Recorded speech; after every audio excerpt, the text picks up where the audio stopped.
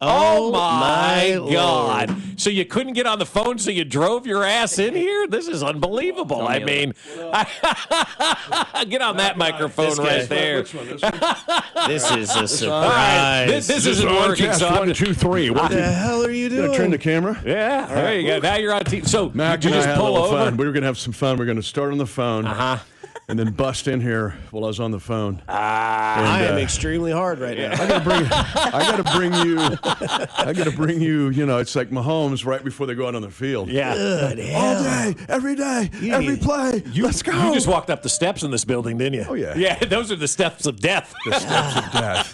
You know when they're the steps You didn't of even death? comb your hair you got here on time. God, dog, bless you, Mitch. I have no idea, man. You look good. Me and Mac Morey. Moray. Is it Mac Morey that Moray? It's Maury, but Moray sounds French, and I kind of like that. No, I think it's the coolest. I'm going to change my air name to Mac Morey. Hell yeah. Let's go to the news. Here's Mac Morey. Traffic and weather with Mac Morey. I just think it's so cool. But anyway, we had this. Right? Mac We were going to surprise you guys. Blazing you? Chicks dig it. We were going to surprise you guys. Start on the phone and then just bust in. Oh, that would have been great. I love it. How you been? You good? You look good in person. Let's go. I loved your line the other day where I texted you about, the national people will probably say it's not good enough or whatever at the end of the game yesterday. All the kneel downs. Yeah, the kneel downs, yes. They had 7 negative plays. What's wrong with the Chiefs? They're done. Yeah, exactly. The dynasty's over. Those were kneel downs. Clown. Well, we had Gary Myers on a couple of weeks ago. He said this wasn't a dynasty. It was not? Yeah. He said the Patriots at least are theirs for 20 years. Yeah. I mean, I would love to play the soundbite for you, but you don't have headsets on. And he goes, I don't know that it's necessarily nice. I said, Gary, are you serious? Yeah, but their 20 years were intermittent, Right, exactly. Ours have been consistently. Well, they won it in 2004, and they didn't win it again until 14. Yeah. Yeah, there's a 10-year gap there. Yeah. This one, I was talking to somebody yesterday. This is like the Yankees of the 50s in baseball, where they were always winning the American League pennant. I think the Indians won it once, the Guardians. Come on. And then that's the 1950s. Yep. Then who else? Like the White Sox won it. Otherwise, they won it every year. Yeah. So, but yeah, Constantly neither here winning. nor there. We had Mac and me. He's my dog. Mac and me. Yeah. So Mac and Mitch. What? Mac and We Mitch. might take you guys over for the morning slide. Yeah, it's too many M's, though. Yeah, way Mac too and many. Mitch. Meanwhile, Matt McMullen's sitting in his room like the X-Men looking at the picture. What about Matt Used to be us, McMullen? Matt man. McMullen, Mac Morey. Mitch, I got to change it. Mitch Mitchell. And then you have Mark McMillan, in which I've said Mighty Mouse. Mighty Mouse. Well, we had him on at the Super Bowl and whatnot. He's doing some grilling stuff out there. Well, and Las he's doing Vegas. stuff with the Raiders. Yeah, I know. I don't know how he got involved in Be a that. tough but, gig. Hey, checks Could have used him cash, last man. week. What's that team going to look like at Week 18 when we play them? What, the Chiefs? Yeah. No. That'll be Gardner Minshew. Well, let's hope so. Yeah, let's hope so. How you feeling right now about this? Because I'm stoked. It's the best team in the NFL, and there's no stopping us. I don't think we're losing again. Well, there's so many variables, and if you just take Stay it one week focused, at a Bob. time. You know how it is. Take 1 week at a time. But when you have to, but just look at November, and you're going, yeah, that's my minute with Mitch actually next week. Don't want to scoop that, but I get into the month of November globally, and then micro down. But just I feel really good about this team. I heard you guys talking about Brashard Smith. I really think that we need to put Brashard Smith in his own. Like if we're looking at a spreadsheet, he has his own line. Don't put him in the RB column. Put him by himself, like a McKinnon type. McKinnon plus. Chiefs have really not had that guy with that kind of ability. I'm really excited about him because I told you guys we were going to talk about Andy Reid's geometry attack and his geometry lesson. In 13 years of being around Andy Reid, and when he's done coaching, he'll be fascinating to have set down and go into his philosophy. But he really looks at it from a geometric standpoint. And I'm not giving away government secrets because it changes every play. There's no way you can go, hey, where's the geometry? Because the angle of which sets off the geometry changes literally every play. But now you have, to be totally effective in that, you have to have all these points on the parallelogram that are effective. And now with Brashard Smith, I think he's the underrated guy in this. When I asked Xavier Worthy yesterday, I go, who's your 4x1? He goes, well, I'm running 2. I go, I thought you'd run 4. But he had McDuffie in there along with Taekwon and Hollywood. I go, how about Brashard? He's like, oh, yeah, Brashard. Like if he's the alternate, it's a pretty good alternate. Yeah, nobody thinks about speed when you talk about defensive backs. When you said McDuffie, I'm like, whoa, really? I never even computed that. You know?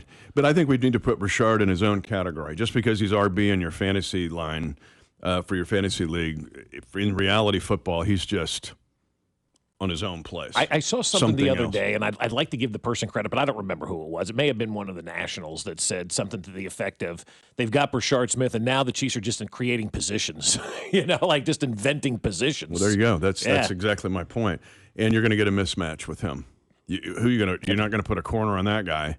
So if that's a safety or a linebacker, bye-bye. And they can do 1,000 things with him. And then I told you with Rashee Rice coming back, he's 2021 Deebo Samuel to me. In the fact that now you can use him either to create, part of your geometry as your main angle, or he can be outstanding complement attacking all different ways. So you just have matchup nightmares all over if you're a defensive coordinator. Mm-hmm. When you look at Brashard Smith, and I think about this sometimes, there's obviously a miss on Sky Moore. But I feel like the way they use Brashard Smith is in a dream situation, how they wanted to use Sky Moore. Now, I know they didn't want to use him as a running back, but they wanted to use him in those little quick outs and those routes where you could basically give him 5 yards and then let him do the rest. Because obviously Brashard Smith, receiver, converted running back. Sky Moore was a receiver, but had running back style of moves in the field. And heck, we talked about his legs when he was a rookie here in Kansas City and how he was able to kind of create space with his skill set. Never really saw it come to fruition with Sky Moore. And now with Brashard Smith, you can kind of throw it. I watched that Raiders game from the 50-yard line. I was like right below you on Sunday. Mm-hmm. And it's just interesting to watch how they motion him in the backfield. And then he's got the one-on-one that you can see that Patrick knows. And it's like the light bulb goes off and it's like, okay, I know he's going to be there. I can trust that. Unlike there was that trust with Sky Moore, there's that trust with Brashard Smith. And then the evolution of what that play ends up happening is all Brashard Smith. Well, the jet sweep, the flip pass, the end around, the screen, the baby screen. It's not exactly two guys out there. It could be one blocking for one. When you have literally another 4-2-9 guy, that just goes in warp speed. And now all of a sudden I hit that edge on whatever that end around flip pass jet sweep looks like, and it's terrifying because it gets to the edge so fast and up the field so fast. Again, a 7-yard play can become a 70-yard play. Then you add in the fact that you have Rice. And so Rice now and Smith, to me, are a perfect complement. It's like having Mayweather and Pacquiao on the same side in a boxing match, and they get to tap out and switch rounds, but they're in the same corner. That's what it feels like to me because it's a perfect complement. So many teams, I don't care what sport it is, replicate guys. And this I think goes back to what Bob's point was, all of these guys, in a way, complement each other, but particularly Rice and Brashard Smith. Yeah, it's an offense like we've never seen before, and that sounds ridiculous to say when they did 50 and 5,000, but this, to me, is finally like in July of 24, we were told this is what this was going to be, and here we are finally in October of 25, 18 months later, and we finally get to see it. It's like nothing we've ever experienced offensively before. We're putting up 30 a game for the last 4 games. Save Jacksonville's 28. They had 30 in that game if the kicker makes us kicks. And this is the offense that I think Andy and Matt have been dreaming of for the last 18 months.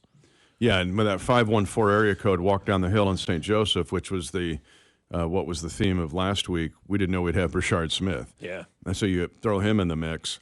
And then the fact that now Mahomes can just wheel and deal. 9 guys catching passes is ridiculous. 13 guys touching it is ridiculous. You have so many ways to attack now. And if the offensive line can get healthy, stay healthy, be there, they're getting better every week. Mm-hmm. And so everything's just kind of clicking, working. And also, too, by having all those guys now, Trav can sit back and have a Mai Tai on the sidelines and say, see you in January, Or I'll get a 44-yard play. Yeah. Because wait a minute. Wait a minute. It's like there's not a safety like looking me in the eyeballs, and then, there's another one shading, half shading, because I don't have to worry about everything else. And it's like one dude's on me, and it's like a corner. It's like a nickel corner. What's this? Yeah. And so, I think, and Trav just seems to be in a really good place right now mentally. I think he sees it too. Like, okay, he's waited for it as well. Yeah, he really has. And all the people who said he was washed. I don't know, Carrington, I think he's washed. You're right, Rob, he is. He's washed. Yeah, 44 yards. And don't tell me Rob Gronkowski or all these guys are better. God. Like, don't. Yeah. I don't want to waste oxygen on it. But it's exciting. We get fired up about the offense and talking about it. But to ignore the defense would be malfeasance on our part. This is a defense now that's starting to find its rhythm a little bit. We know rushing the passer to be when Chris is on the field. There's a 41% pressure rate, I believe. When he's off, it's 24. Holy cow! Yeah, so it's got to be fixed. And then at the very least, even losing Norman Lott, they were thin in there before to have rotation in your inner text because it's a long season. And so, I mean, even this week with the Commanders. Krosky Merritt is pretty decent running the ball. I'll get to that in a second where they're dangerous. But defensively, this team's, hitting a stride. You hold a team to 3 first downs. I don't care if you're Shawnee Mission North across the street. Like right. That's a feat. But I asked Leo. Leo Chanel, to me, is the most underrated dude on this whole team. Yeah, I mean, we talk People about don't it. think of him as an athlete. Today. And he's an amazing athlete. So I was going to play that cut. Yeah, and I asked Leo about it. Yeah, I mean, we talk about it. We talk about it, today too in team meeting. We just got to find that consistency. Obviously, we had plays, we wish we had back in crucial moments in those losses. But I just see a resilient team. It's a lot of guys that have been in the situations before where we're not doing well, and we have a resilient team. I'm like, guys are humble enough to all right, what do we need to fix week to week? And guys are stepping up to the challenge. I mean, that's what you want out of your defensive players. That's what you want out of all of your players. We're resilient. We know we've been there before. We know we can fix this stuff. You get these guys buying in. I've said this till I'm blue in the face, Mitch, and I think you probably agree with this. It's just different here. The way that they get players to buy in both offensively and defensively, quite honestly, it's just different here than it is anywhere else. Nobody else is doing EGE in the NFL. They're all like, I want to eat. Not everybody, Yeah. Speaking of Matt McMullen, you having him on later probably today, but we did a podcast this week on Defending the Kingdom that dealt with that exact thing, the power of unselfishness. And the fact that this, hey, you don't have some agent, screaming at a guy, you got to have targets and catches. We got to get an endorsement for dog food. So you got to have 10 targets and 8 catches. Mm-hmm. Well, that doesn't fit into the game plan anywhere. And we've seen that in all sports ruin a team. This team has none of that. And defensively, your point is well taken. The fact that they have to accept roles as well, and they have to do 3 or 4 different things. For example, Leo's a really good edge rusher. We just don't use him in there much, and could. But Leo's athletic ability, he plays this kind of humble servant role on that defense, but that's an explosive player. And him to fit right in with everything else, and the fact that you get in a rhythm with dime and safety, and we had Shamari Connor on the Kingdom show, he got into it. You've got to be unselfish in this defense. You can't chase sacks. I can't get out of I'm going to go junior Seau and do my own thing here. That just wipes out a defense. There's none of that. So the unselfishness is huge. It's a good point. So you talk about this defense, I think top 5 offense, top 5 defense in the NFL this year. Mariota's going to be the starting quarterback, but more importantly, they're going to put his pieces out there on the field. McLaurin's going to play. Yeah. Debo's going to play. Zach Ertz, the ageless tight end, who's still, I think, very underrated in the NFL. Yeah, and then you mentioned Bill, the running back. How is Washington dangerous against this Chiefs team? Big plays. They have the most 10-plus runs in the NFL. I don't know. They're 3 and 4. They've turned it over, but they've got 28 10-plus runs. And that's with basically Ja'Cory Merritt. But the fact that Debo can do that too. If we're going to talk about how we can attack jet sweeps and all that, it's, Debo. And then McLaurin is one of the more underrated receivers in the NFL and has been for forever. 7 years, forever. So they have a bunch of big plays. McCaffrey has a 50-yard play.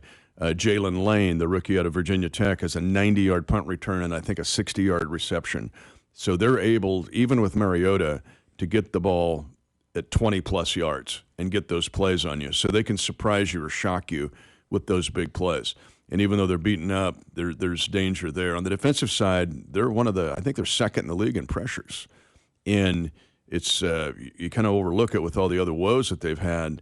But this is also a team that can disrupt your timing with all of those weapons and the geometry talked about by getting pressure on a consistent basis. Yeah, and that's, I think important now moving forward as we kind of see where this team is. Trade deadline approaching. Defensive line is still a major issue. It was an issue before Norman Lott went out, and now you're down a guy. They elevated a defensive back, which tells me they're probably keeping that roster spot open maybe for an addition of outside the organization. Well, that was a special teams move. Knowles has been so good on special teams, and you get 4 elevations. Actually, you get 4 elevations, but when you elevate a practice squad guy for the 4th time, he must go on your 53-man roster. or he becomes a free agent. So the Chiefs in the first 3 weeks used Knowles on special teams. He led the team in special teams tackles. And so this is a move mainly to get Knowles on special teams so you can – because we've been using starters on there. Yeah. Chamari Connor is second in this team in tackles. He's also second on special teams in tackles. And he likes to play special teams, but you're also testing fate if you're putting these guys out there all the time that are on the field all the time. So the fact that Knowles is a special teams addition takes nothing away from needing a defensive lineman. Yeah. So you got to – yeah, I mean, at the least, you got to have a rotation in there. Let me ask you this theory. I had earlier in the show. Once the Chiefs get to the 50 and in and plus territory, it's 4-down territory, I think, from now on. Stop worrying about punting. Stop worrying about 1st and 10, and you got 3 chances to get a first down. I think once you get to the 50, it's 4-down territory now for this offense. It was my minute with Mitch during the Detroit week where I had the thesis of we've changed 4th down in this league, and we got to give Detroit credit because usually it was lousy teams that were near the top of the league in 4th down attempts and conversions because they're just desperate. Detroit changed that. They used it as like, hey, we get 4 downs.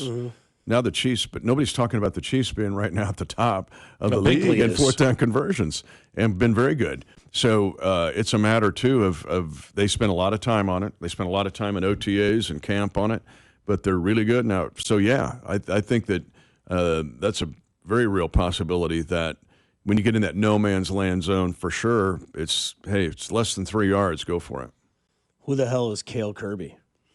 He's one of the greatest men on the planet. This week is Salute to Service week. Yes, sir. And I love it that the fact that the Chiefs took the initiative on this, and then the league took it over like, we'll take it from here, right? And it's kind I of, feel like I'm back in college when the Mules went to the national championship. yeah. I had to go through all those games. They went to Indianapolis, played the national championship. It was like, we go? No, you don't go. No, you don't get to go. We'll take it from here. All right. What about? But Cale Kirby is in our equipment department. A great dude. He is so passionate. He spends all year long researching how the Chiefs will take Salute to Service and make it better than any team in the league. Now, let's just stop for a second. Within 2 hours of our voices here from where we're at are some of the most major military installations in the world. Yep. Whiteman Air Force Base, say no more. The Big Red One at Fort Riley is the most famous group in our country's history, maybe. You could argue that. Offutt Air Force Base, McConnell Air Force Base in Wichita and Omaha, respectively. What happens at Fort Leonard Wood, Fort Leavenworth, which is Command General Staff College, West Point of West Point. You're going to be a general in any of the armed services, you're going to Leavenworth. That's where you go to study. And if we walked up there today, we would see all of our allies that are studying too. This is all under our nose. So Cale Wait, hang on a second. I want to get more into this. All of our allies, like other countries, have their generals over here at Leavenworth they studying. Study at Command General Staff College. I just got goosebumps. That's cool. Try to get a tour up there someday. Okay. It'll blow you. You're going, this is 40 minutes from me? Yeah. So you'll go up there and you'll see Germans and, Australians, and the Australian generals are studying to be a general at Fort Leavenworth, Kansas. Yeah, it's an amazing place. But Can't beat them, join them. well, that's it. And study right here. It's right here under our nose. But Cale Kirby works all year long on trying to create, like we had the USS Kansas City a couple of years ago. He takes what the league initiative is. We started it. League took it. We take it back because Cale takes it back. And so I won't give the secret for this week, but it has to deal with maybe the 250th anniversary of the Army, Navy, United States Marine Corps. But Cale's so good at it that, and sometimes he and I will collaborate on it about ideas. And a couple years ago, we had, much like Army, Navy, each one of our guys wore a different patch. Yeah. And for a different unit. And if they had some tie-in with a family unit, then Cale sewed that patch on for them. And so it might be something similar this week for Salute to Service, but I just want to give Cale a shout-out and I want to give our franchise a shout-out. We spend a lot of time and effort on it. Instead of just saying, oh, it's Salute to Service week, paint the end zone and wear camouflage. We make it a big deal. And National World War I Museum, I remember in 2018, we stopped pregame because it was the 100th anniversary to the moment when World War ended, November 11th. 11/11/11, the 11th hour, 11th day, the 11th month. Yeah. And Arizona, it gives me chills to talk about it. Arizona and the Chiefs are warming up. It's that early warm-up. And then all of a sudden the bells started ringing. The 21 bells that rang in Europe when it ended World War I. And everybody, Chris Conley was on our team then, 2018. He stops. And then everybody stopped one at a time. All of Arizona guys stopped. All of our guys stopped. And the whole crowd just became super silent as these bells tolled, because it was like the end of World War I. And with the World War I Museum being here, it had even more meaning. But that's what I'm proud about. What can get lost in all the football stuff is how then football can get our attention to something bigger. So Cale Kirby, shout out. He's awesome. That's cool, man. Yep. Yeah, that's really I got the goosebumps here and all that kind of stuff. Do you remember 2018? I don't remember it was early. It was 11 one. o'clock. Yeah. It was a noon game, so you're an hour before. Yeah. But probably still in the parking everything lot at that stopped. point. Time stopped. Time Yeah. stopped. I love cool. it. Yeah. That's awesome. Well, we'll end it right there, Mitch. We appreciate the time, and thanks for coming in, man. Am I seeing focus on you? I'm looking right in your eyes with like the Will Ferrell right. eyes of Zeus. That's right. I'm like Gaylord Fokker and Meet the Parents at the stoplight. I got to get home before you find out the cat's tail has been painted. Dang, Ben Stiller. What a Gotta liar. love it, man. Mitch, thank you right. so much for coming in. What a Thanks, surprise, Mitch. man. See We you, boys. appreciate it. It's Mitch Holthus, brought to you by GEHA, Government Employee Health Association Incorporated, also brought to you by Silverstein Eye Center. Achieve your best vision and experience outstanding patient care at Silverstein Eye Center.